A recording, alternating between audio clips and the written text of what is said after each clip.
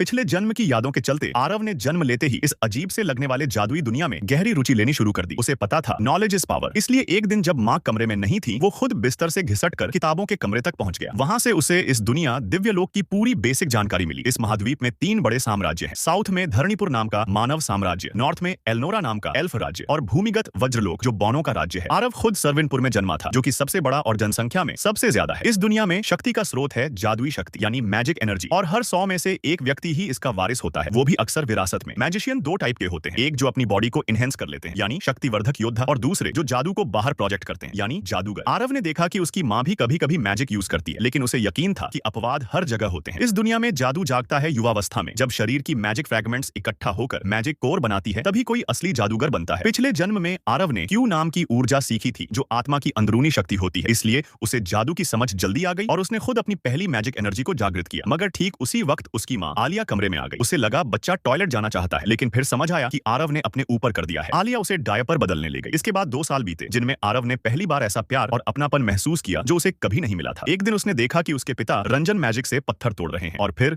उस पर इंप्रेस होने की कोशिश कर रहे हैं। आरव बोला, हाथ से करते तो ज्यादा तेज होता, लेकिन असली मजा तो तब आया जब रंजन ने खुद को मैजिक से इनहेंस किया और अटैक किया। तब आरव को समझ आया कि उसके पापा एक शक्तिवर्धक योद्धा हैं। अब आरव से रहा नहीं गया, उसे खुद ट्राई करना था। आलिया उसे दोपहर की नींद के लिए ले जाना चाहती थी, लेकिन आरव ने अपनी क्यूट आंखों से माँ को देख लिया और माँ मान गई, बस थोड़ी देर के लिए। फिर आरव ने खुद पर प्रयोग शुरू किया। 2 साल में जो ज्ञान और अनुभव उसने लिया था, वो अब काम आ रहा था। माँ बाप को अब समझ आया कि उनका बच्चा कोई साधारण बच्चा नहीं, बल्कि लाखों में एक गिफ्टेड जीनियस है। फिर अचानक घर की छत से लकड़ी का टुकड़ा टूटकर आरव पर गिरने वाला था। उसे लगा अब सब खत्म, लेकिन तभी उसके माँ बाप उसके ऊपर कूद गए और अपनी जान पर खेलकर उसे बचा लिया। वो दोनों रो रहे थे, लेकिन आरव समझ नहीं पा रहा था कि ये एहसास क्या है।